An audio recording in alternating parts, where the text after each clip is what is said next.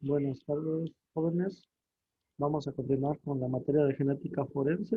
Vamos a hacer algo breves debido pues al tipo medio de enseñanza. Estas son básicamente las diapositivas correspondientes al área de genética forense.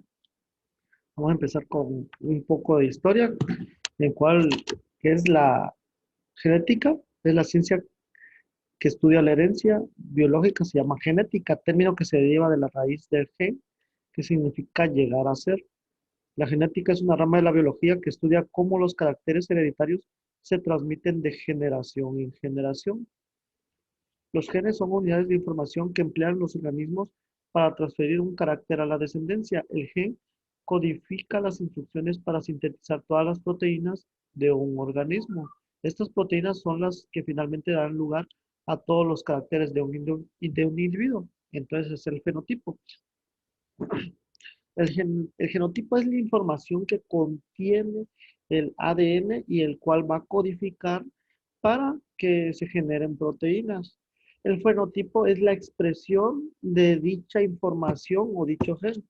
Por ejemplo, existe un gen o un fragmento de lo que es el gen, el cual va a codificar para que tenga un color de ojos, determinado color. Podría ser color café, color verde, color celeste, color azul.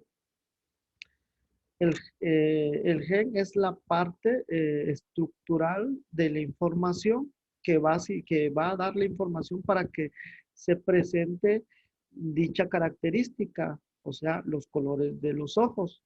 Y el fenotipo es la característica visible, es el color que se va a presentar, ya sea café, eh, verdes o celestes.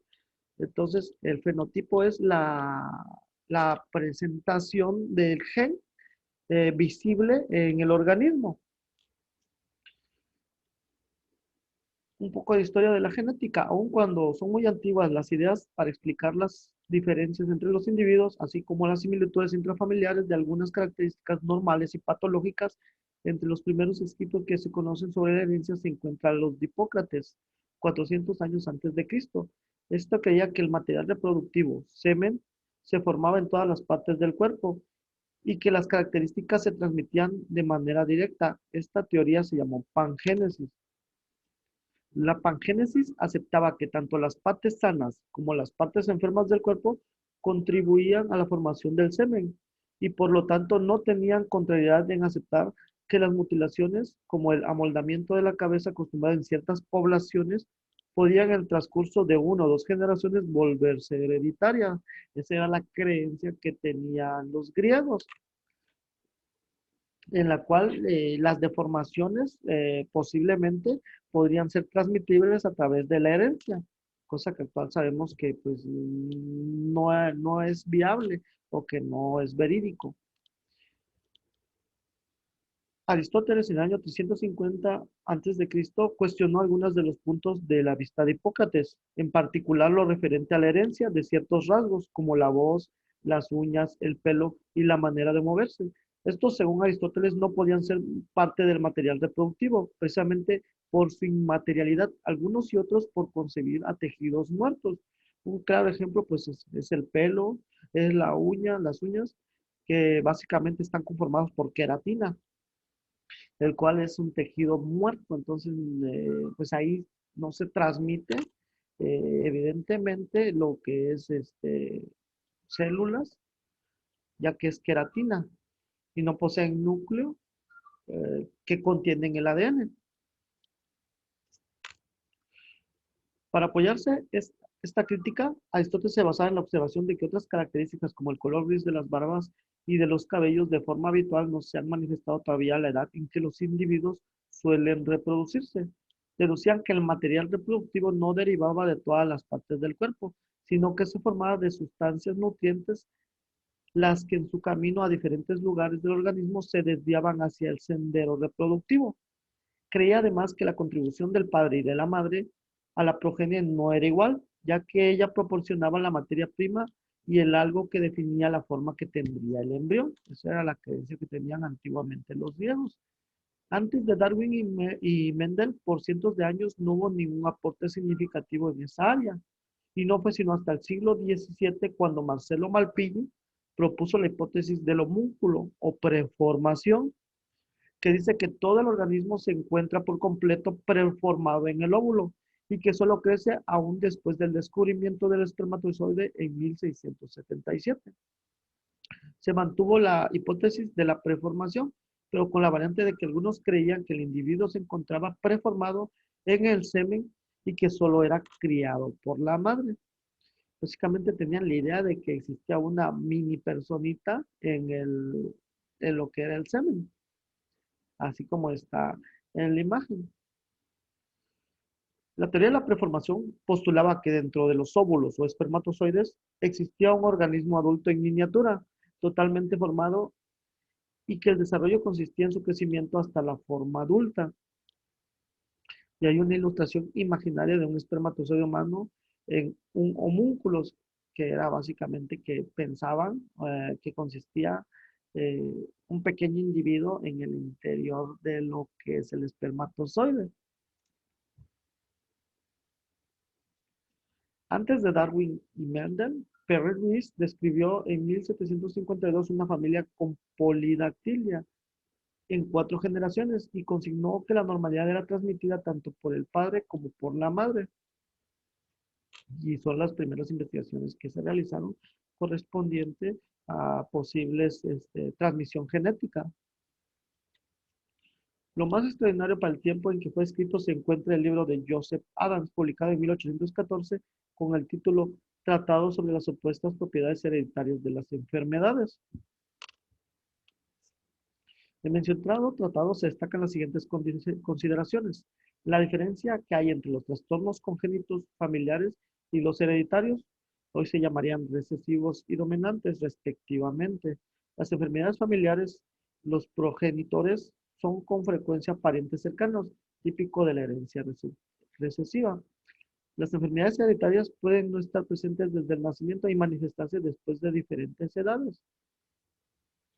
Puede haber cierta predisposición a una enfermedad, pero manifestarse solo bajo la influencia de determinados factores ambientales. Uno de estos factores ambientales, claro, claramente, es el tipo de vida que tenga uno. Un tipo de vida sedentaria en la cual uno consuma gran cantidad de azúcar, consuma gran cantidad de alimentos, no se cuide, fume, puede desencadenar pues una enfermedad que posiblemente se encuentre recesiva. Entre ellas, una de ellas particularmente es la diabetes, que en muchas ocasiones, si la persona tiene actividad física durante el largo del trayecto de su vida, se cuida su alimentación, muy probablemente no se le desarrolle este tipo de enfermedad. Sin embargo, dependen de los factores ambientales y de la persona que pueda presentarse dicha patología. En mencionado tratado se destacan las siguientes consideraciones. La correlación intrafamiliar en cuanto a la edad en que se manifiesta la enfermedad es útil para el asesoramiento genético y la frecuencia elevada de enfermedades familiares recesivas en una población aislada puede deberse a la endogamia. Pues claramente por eso dicen que no se casen entre primos, entre hermanos. ¿Por qué? Porque puede haber alguna enfermedad que sea de transmisión congénita que no esté presente en una línea familiar. Sin embargo, si hay una unión entre dicha línea, entre dos personas de dicha línea, puede que un gen recesivo, o hay mucha probabilidad de que un gen recesivo se presente así como está en la imagen. Tenemos lo que son los padres, lo que es podría llamarse primera generación, hay una endogamia y hay la presentación de un gen recesivo que no se presenta los demás familiares. Sin embargo, al momento de que hay unión entre, podría decirse, entre familiares, la posible combinación que exista, hay mucha probabilidad de que se presente ese gen recesivo y se presente alguna enfermedad. Theodore Nichols Knight en 1799 y John Roche en 1842, ambos investigadores trabajaron con el guisante comestible, la misma planta que usó después con tanto éxito Gregor Mendel. El objetivo de Knight era obtener nuevas y mejores variedades de frutas y verduras. Escogió el guisante comestible por varias razones. Son plantas que se autofertilizan, tienen un tiempo generacional corto y existen muchas variedades conocidas. Los resultantes que obtuvo Nye fueron muy semejantes a los de Mendel, pero no registró de manera cuantitativa. Son investigaciones que se realizaron mucho, en mucho tiempo, en el tiempo en que también Mendel se realizó las dichas investigaciones. Gauss, 25 años después que Nye hizo observaciones similares, pero llevó el análisis de los resultados un poco más adelante. El experimento consistió en extirpar los estambres, órgano sexual masculino de un guisante común de semillas verdes y polinizarlo con una variedad de guisantes de semillas amarillas. Las semillas de la primera generación filial eran amarillas, como las de progenitor masculino. Al siguiente año sembró esas semillas y se sorprendió cuando después de la autopolinización encontró segunda generación filial. Algunas vainas que contenían solo guisantes verdes, otras con guisantes amarillos y muchas con guisantes tanto verdes como amarillos. En la misma vaina, 40 años después, Mendel describió resultados muy semejantes, pero Gauss cometió el mismo error que Nye al no cuantificar el número de las dos variantes de guisantes y solo lo hizo sin entender su significado. Sin embargo, sí hicieron las observaciones, mas no lo llevaron a la experimentación de manera directa. No registraron dichos datos e hicieron una posible comparación e hipótesis de lo que sucedía al mezclar este tipo de polinización. Gregor Mendel presentó los resultados originales de sus experimentos ante la Asociación de Ciencias Naturales de Brünn en el año de 1865 y los publicó bajo el título Experimentos de hibridación de las plantas.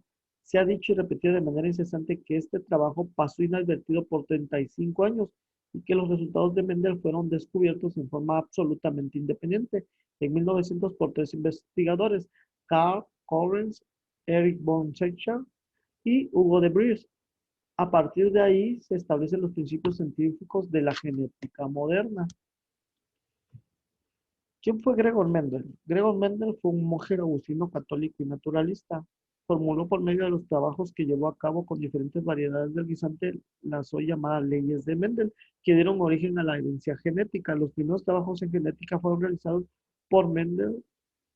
Inicialmente efectuó cruces de semillas, las cuales se particularizaron para salir de diferentes estilos y algunas de su misma forma.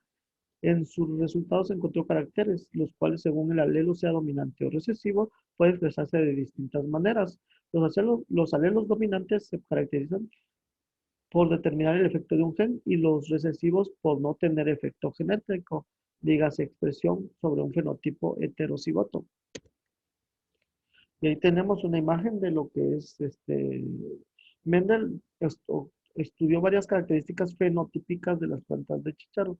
Y ahí tenemos que el fenotipo son las características observables que se pueden encontrar en una especie. En este caso, las características observables, el fenotipo que estudió, pues es el color de las plantas. Unas son moradas, otras son blancas. Las características observables de un organismo que son controladas genéticamente. Básicamente es el genotipo. Entonces, el fenotipo. Entonces, digamos que el fenotipo son las características que se expresan y pueden ser visibles en el organismo. Mendel estudió varias características fenotípicas en las flores y frutos de las plantas de chícharo. Entre ellos fue color de la semilla, forma de la semilla, si era redonda, si era corrugada, el color, si era verde claro, verde limón, si era verde oscuro, el color de la flor, si podría ser una blanca, podría ser otra morada, gris, independientemente, la forma de la vaina, el color de la vaina también y la posición de la flor en la vaina. Para entender lo que hizo Mendel, tenemos que comprender qué es un gen. Un gen es la unidad de herencia básica. Es un fragmento de ADN que contiene información para una característica concreta, como por ejemplo el color de la piel, la altura, el color de los ojos. En esta imagen se representa lo que es un gen. Ahí tenemos que es un fragmento de ADN, el cual va a codificar para que se presente una característica observable o una característica necesaria en el organismo. Recordemos que nosotros tenemos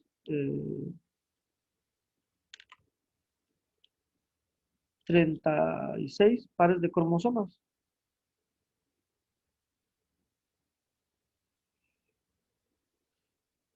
Cada gen está compuesto por diferentes partes, un exón, un intrón y un exón.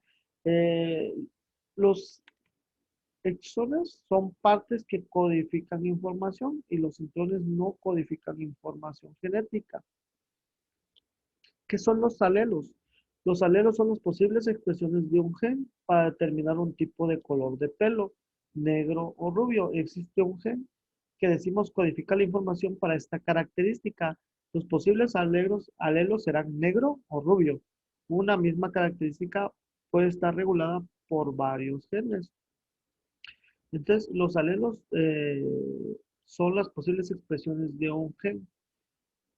Un ejemplo, mm, cuando cuando existe lo que es, cuando penetra lo que es el espermatozoide al óvulo, pues hay una separación de genes. Hay una combinación de tanto de los genes del padre como los genes de la madre. Entonces, van a existir dos alelos siempre. Puede que el padre sea cabello color negro y la señora tenga cabello color rubio. Entonces, estos serían los alelos que se presentan en dicho gen. Sin embargo, recordemos que siempre hay un alelo dominante y un alelo recesivo. Aunque tenga la información para codificar a los dos, se va a presentar solamente lo que es un alelo. Cada persona tiene información para dos alelos. Es lo que yo les decía, tanto del gen del padre como de la madre. Características en su genoma. Por eso decimos que la persona es homocigota, los alelos tienen la misma información. O sea, que los dos, si el papá y la mamá tienen ambos el cabello rizado, al momento de que haya esa información genética, va a tener tanto la información del padre como de la madre. Entonces el cabello que va a codificar, tanto por parte del padre como por parte de la madre, es rizado o heterocigota. Los alelos tienen información distinta. Por ejemplo, pelo rizado y cabello liso. Eh, puede que cualquiera de los dos padres tenga o el pelo liso o el pelo rizado. Sin embargo, como se los he manifestado en las diapositivas anteriores, siempre se va a presentar solamente una expresión. No va a salir la mitad rizado y la mitad liso, sino que va a haber un gen dominante que va a expresar la característica fenotípica, lo que es observable y lo que se aprecia debido a la transmisión de la información genética. Conceptos importantes para la genética mendeliana. Homocigoto, la condición es tener alelos idénticos en un locus dado. Ese es ser homocigoto. Es lo que manifesté anteriormente, que ambas, la información es la misma. Y como decía, el genotipo, el homocigoto del gen va a ser PP. El homocigoto para el gen A va a ser AA y si fuera heterocigoto para un gen va a tener una B mayúscula y una B minúscula. Significa que nada más va a expresarse la B mayúscula, sin embargo, si hay un gen recesivo.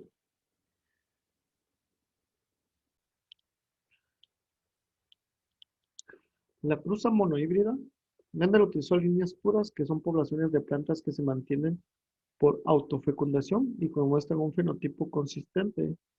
Ejemplo, un gen R para una flor con pétalos violeta y un gen R minúscula para flor con pétalos blancos. Al hacer una cruza entre estos dos, van a existir dos alelos, lo que decíamos anteriormente, el alelo R mayúscula y el alelo R minúscula. El R mayúscula va a codificar para pétalos color violeta y el R minúscula para pétalos color blanco. Al haber la combinación de estos alelos, que son, cada uno es homocigoto, si se dan cuenta, va a salir una generación heterocigota, que es la primera generación filial, la cual va a tener ambos alelos. Va a tener el gen que codifica para pétalos color violeta y el gen que codifica para pétalos color blanco.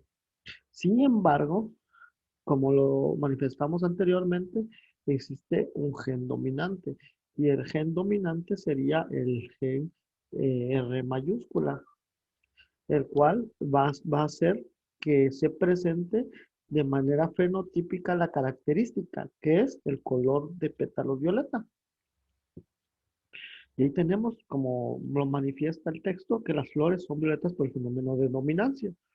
El gen R es dominante, el gen R minúscula es recesivo, pues es el miembro del par de alelos que no se expresa con el otro miembro dominante. Mendel basó todas sus leyes en la observación. Él descubrió que para una característica concreta mezcló dos variedades puras. El 100% de los hijos que nacen son híbridos y presentan un fenotipo idéntico a uno de los padres, lo que Mendel llama razas puras. Después se descubrió que son los homocigotos y las razas híbridas o heterocigotos. Y ahí tenemos que la primera ley de Mendel, también conocida como ley de la uniformidad de los híbridos, y es la cruza que se realizó entre dos, eh, entre dos genes que son homocigotos, va a generar un gen heterocigoto, el cual es un gen híbrido. Recordemos que la primera generación filial van a ser básicamente, como se le dice, padres puros. Por eso es lo que se presenta como la característica del gen R mayúscula, que va a codificar para el color morado y la R minúscula para el color blanco. Ambos, al haber una combinación, se presenta una generación, una primera generación filial, la cual son heterocigotos. Heterocigotos, ¿qué quiere decir? Que va a presentar ambos alelos, tanto para color morado como para color blanco. Sin embargo, el color que no es dominante o el color que es recesivo va a permanecer oculto. Sin embargo, ahí se va a encontrar presente en los genes. Seguiremos con el primer carácter, que es el color de los pétalos. La segunda ley dice que los híbridos de la primera ley, o sea que cogemos las flores resultantes de la primera ley, los alelos se van a separar y van a aparecer características que no aparecían en los progenitores, y los alelos no se van a mezclar entre sí. No encontraremos flores con pétalos violetas con manchas blancas, sino que encontraríamos pétalos violetas o pétalos blancos. El blanco no será reconocible en los padres. Aquí tenemos la proporción 3:1. Esta ley también es conocida como la ley de la segregación de los caracteres. Y aquí tenemos que eh, después de que se hizo la cruza de los padres que son homocigotos, hay una primera generación filial, la cual es heterocigota. Esta generación filial heterocigota posee lo que es ambos alelos, el R mayúscula y el R minúscula. Al momento de hacer un entrecruzamiento entre este, entre dos tipos de pétalos de la misma generación filial, va a haber una segunda generación filial y por efecto de combinaciones van a presentarse las siguientes combinaciones, como lo manifiesté, que es el color morado, RR, el color morado que se va a presentar también, sin embargo, este va a ser un híbrido. También este va a ser un híbrido, que es un R mayúscula y R minúscula, y lo que es una planta con una característica homocigota, la cual va a presentar ya por entrecruzamiento la característica fenotípica de los padres. Entonces, la segunda generación filial van a ser posiblemente, por estadística, van a ser tres plantas eh, de color violeta y una planta blanca.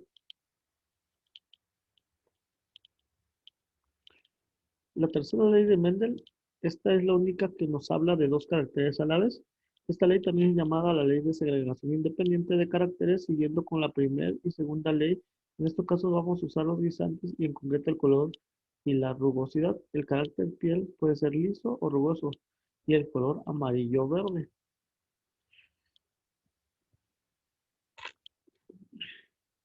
Y aquí tenemos otro entrecruzamiento, sin embargo, cuando hay dos tipos de características que son visibles y que pueden presentarse al ver un entrecruzamiento entre plantas. En este caso, son lo que son los guisantes. A lo que nos va a dar por el entrecruzamiento, 9 de 16 van a ser color amarillo y liso. 3 de 16 van a presentar lo que es rugosidad y color amarillo. 3 de 16 van a presentarse que son lisos y de color verde. Y solo uno de los 16 puede ser que sea rugoso y verde. Esto se debe al entrecruzamiento anteriormente explicado. Se considera que la genética humana se inicia como ciencia en 1865 con dos paradigmas: la aplicación de los métodos estadísticos a los hechos biológicos, o sea, la biometría o biométrica introducida por Francis Galton, el paradigma mendeliano recién escrito. Con Galton, la investigación en genética humana empezó con metas e interacciones de manera indiscutible eugenésicas y lo llevaron poco a poco a la idea de mejorar la calidad de la especie humana por medio de apareamientos seleccionados de manera consciente, eugenesia positiva. Las consecuencias de ese pensamiento utópico se vivieron de forma dramática en el tiempo de la Alemania nazi. Se tratará esto cuando se exponga la manipulación en ingeniería genética y el futuro esclarecimiento del genoma humano. A finales del siglo XIX son identificados los cromosomas y se reconocen dos tipos de división celular, la mitosis y la meiosis. Se establece el paralelismo que hay entre la ley mendeliana de la segregación de los genes y los cromosomas como portadores de la información genética. El número normal de 46 cromosomas en la especie humana se estableció en 1956 por Joe Hinton. Y la primera alteración cromosómica, la trisomía 21 síndrome de Down, fue escrita por Jerónimo Lejeune colaboradores en 1959. Recuerda que los 46 cromosomas son pares. ¿Por qué son pares? Son 23 pares de cromosomas, los cuales van a ser uno del papá y uno de la mamá. Por eso es que son 23 pares. Aunque son 46 cromosomas, son 23 pares de cromosomas.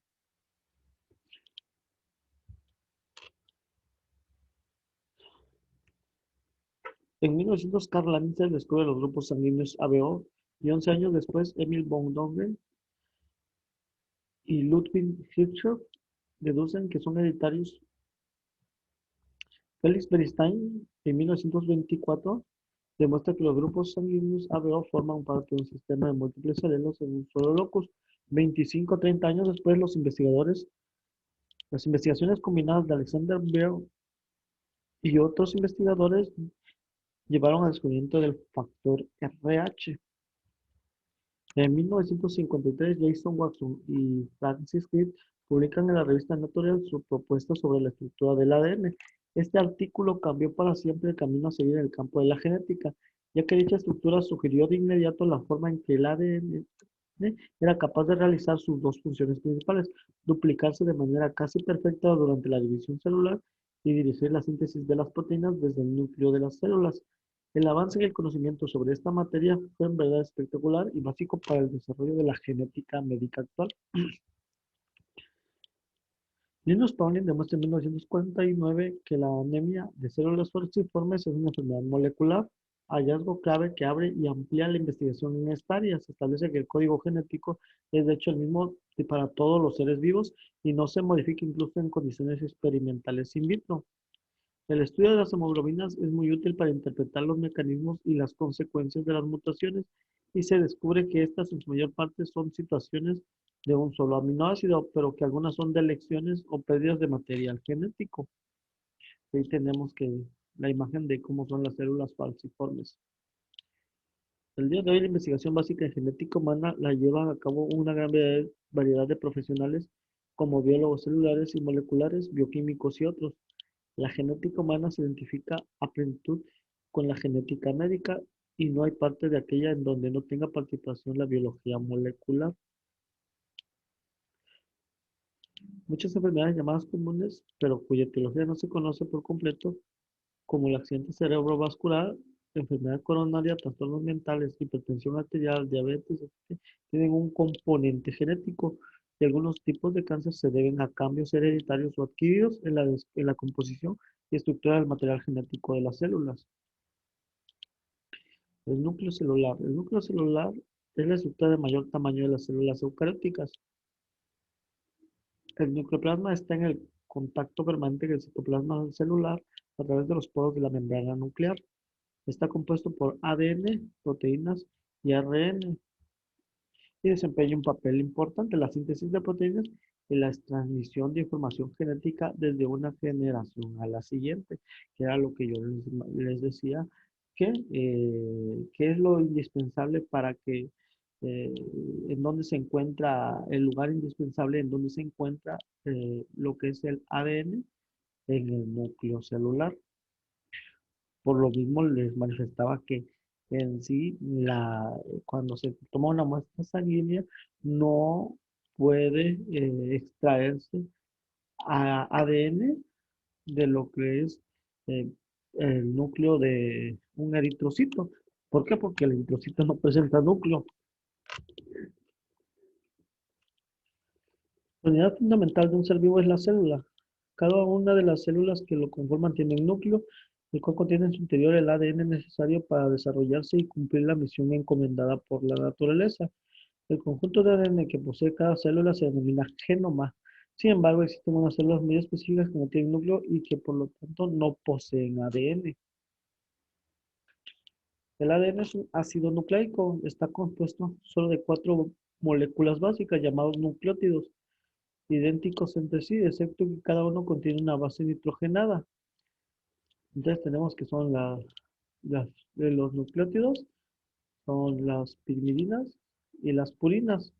Las pirimidinas son la citosina, el uracilo y la timina. Y las purinas son la adenina y la guanina.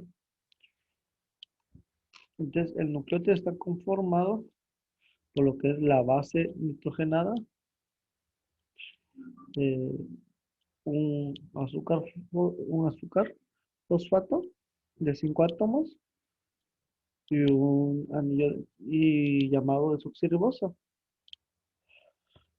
Un nucleótido es un compuesto formado por un residuo de azúcar pentosa unido a una base purina o pirimina y un grupo fosfato, y es la subunidad de los ácidos nucleicos.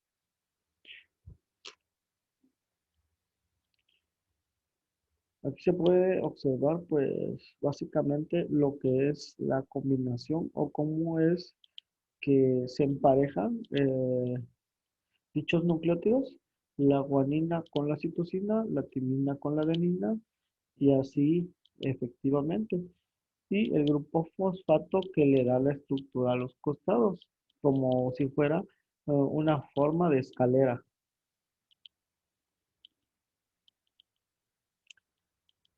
Cada una de las cadenas se encuentra unida por enlaces de hidrógeno que están presentes entre cada base de la cadena asociada a otra base de la otra cadena. Cada par de bases que resulta de la unión de los enlaces de hidrógeno consiste en una purina y una pirimidina. Se emparejan de acuerdo con la regla siguiente. Guanina se empareja con citosina y adenina lo hace con timina. Los pares adenina-timina se unen por medio de dos enlaces de hidrógeno, mientras que los pares guanina-citosina lo hacen por enlaces de tres, que es la diapositiva anterior. Ahí se puede ver guanina con citosina se emparejan o se enlazan por tres puentes de hidrógeno.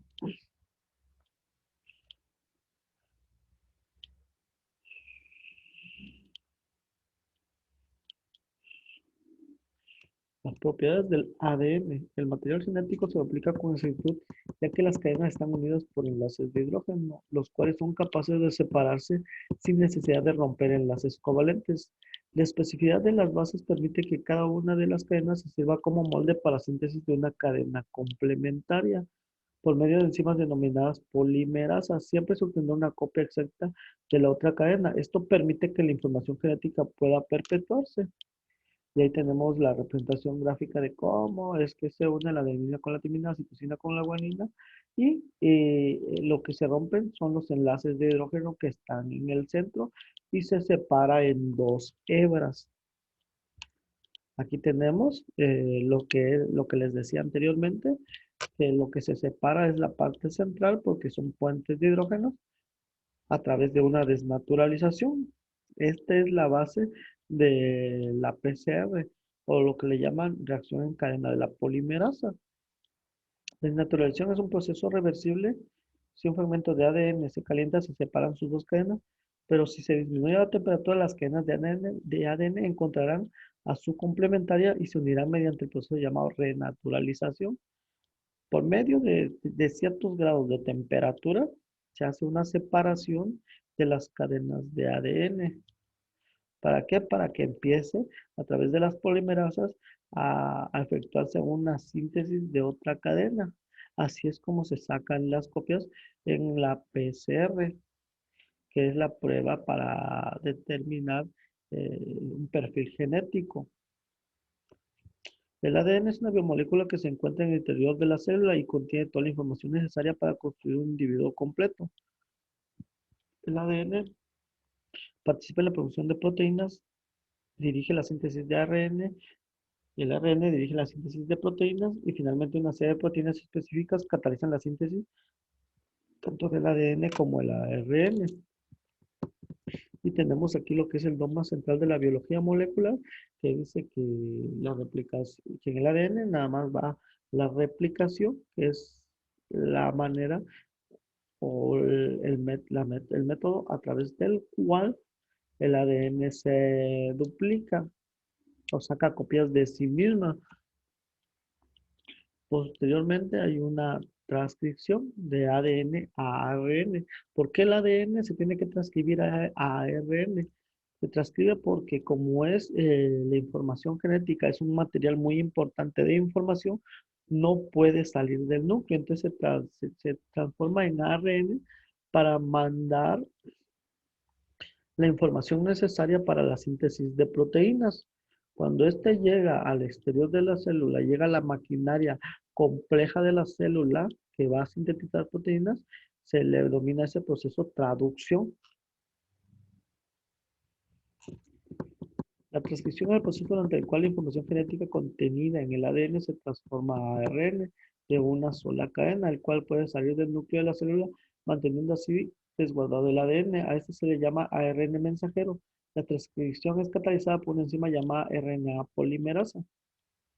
Y citosina, guanina, adenina, ahí se ven cómo están los nucleótidos y cómo es el ARN y cómo es el ADN. El ARN posee citosina, posee guanina, posee adenina. Sin embargo, en el ADN está la timina y en el ARN está el uracilo.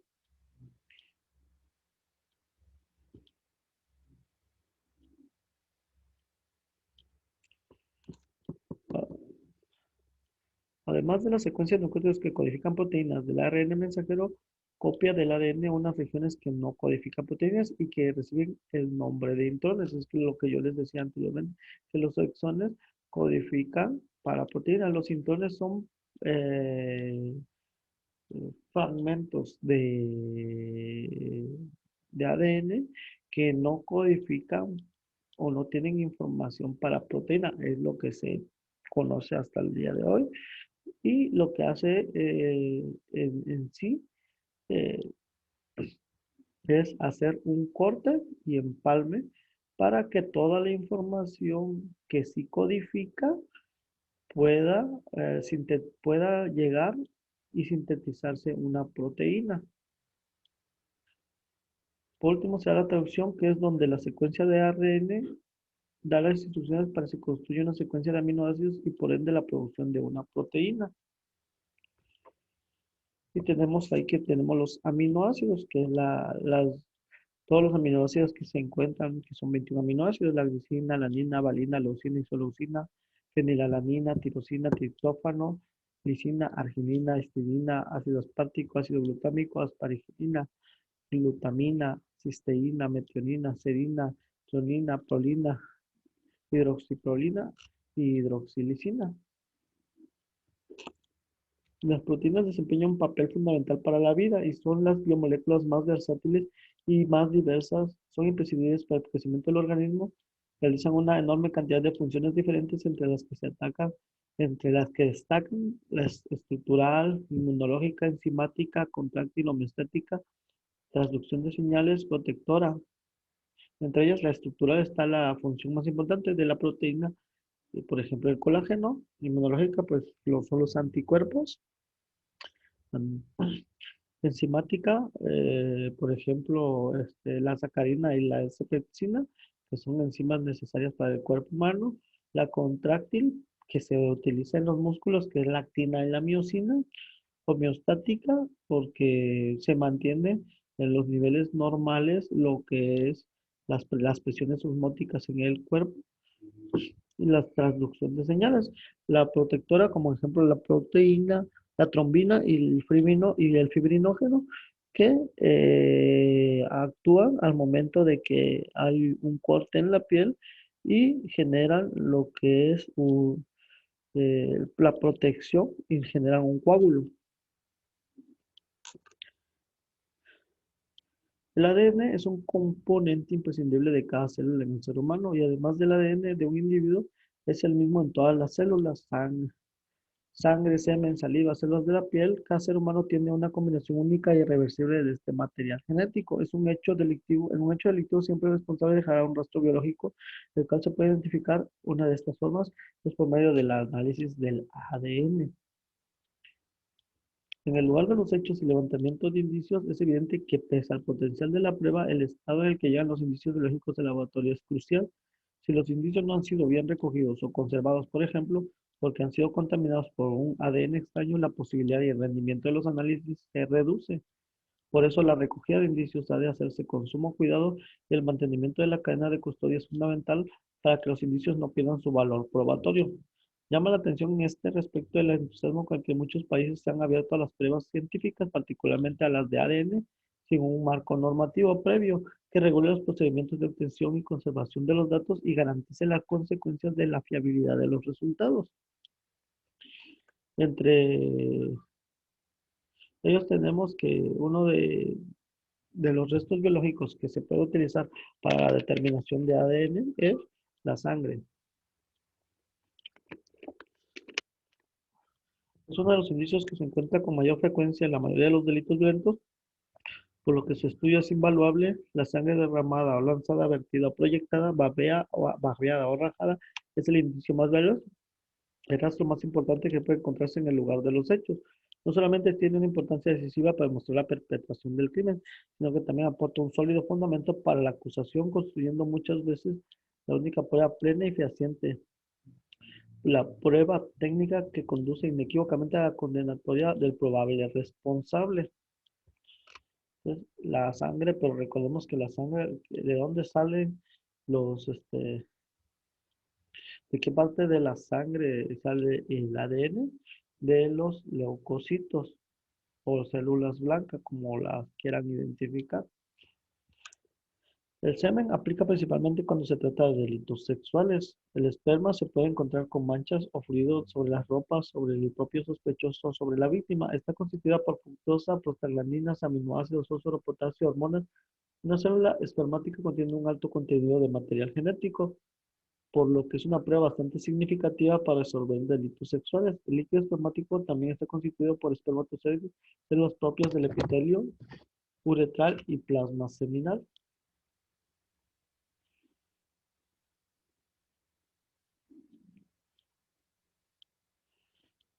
El pelo cubre casi toda la superficie cutánea, presentando variaciones de color, cantidad y longitud según la región anatómica, el sexo y la raza.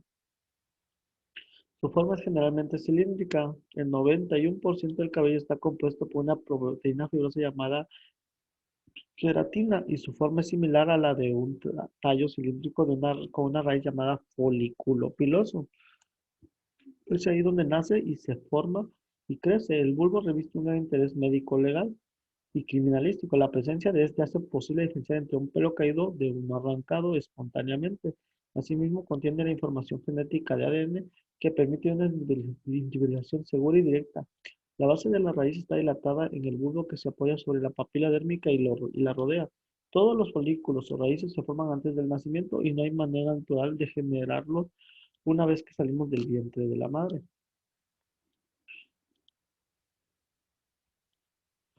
La piel protege la red de músculos, huesos, nervios, vasos sanguíneos y todo lo que hay dentro de nuestro cuerpo. Nuestros párpados tienen la piel más fina y las plantas de los pies la más gruesa debido a que tienen núcleo a diferencia de las células hemáticas. Esta es una fuente adecuada para el estudio de ADN. Este tipo de muestras se analiza principalmente de restos cadavéricos ya que los cadáveres es difícil obtener una muestra hemática. Otra muestra biológica es la saliva, pero la saliva es importante mencionarle que en sí está constituida por agua, sales minerales y algunas proteínas. Sin embargo, lo que se busca en la saliva son células epiteliales provenientes del epitelio bucal, que son arrastradas a través de la saliva. Estas células se desprenden y llegan a formar parte de la saliva. Por ejemplo, de una chicle o una colilla de cigarrillo se pueden encontrar células adheridas que se han desprendido del epitelio labial o células que fueron arrastradas por la saliva.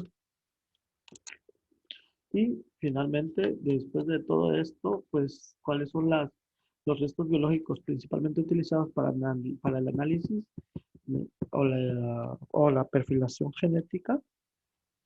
Se tiene lo que es el análisis por PCR. Y como dice, actualmente la técnica de reacción en cadena de la polimerasa PCR, las dificultades presentadas por el método anterior fueron superadas gracias a la invención de esta técnica. Esta reacción permite amplificar un gran número de veces un ADN siempre y cuando se conozca una parte de su secuencia de nucleótidos. De esta manera, pruebas tan pequeñas como son solo una mancha de sangre o de semen o un pelo con raíz puede servir para llevar a cabo la identificación genética del individuo al que pertenecen. Y sería complicado explicarles, pues, en qué consiste la PCR. Consiste de distintos pasos, que uno de ellos es la desnaturalización. ¿Para qué se hace la desnaturalización?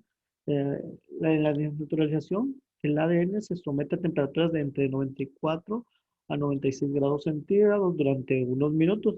Esto con la finalidad de romper los puentes de hidrógeno que están en la parte de en medio. y separar así las dos hebras de ADN por completo. Posteriormente viene una etapa que le llaman hibridación. En la etapa de hibridación se disminuye la temperatura hasta los 45 a menos 65 grados centígrados y se adicionan los cebadores o primers de 20 nucleótidos, que son los que van a fijar dónde se va a sintetizar, se va a sacar las copias del ADN. Son los que van a amplificar la muestra que se tiene. Posteriormente está una parte que se llama extensión, otro paso, que a una temperatura de aproximadamente 72 grados centígrados agregan lo que es la enzima polimerasa o denominada Taq polimerasa,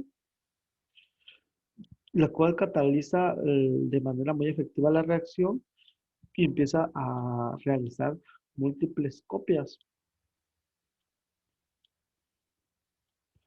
Y finalmente, cuando ya se tiene una gran cantidad de ADN, se procede a hacer una electroforesis.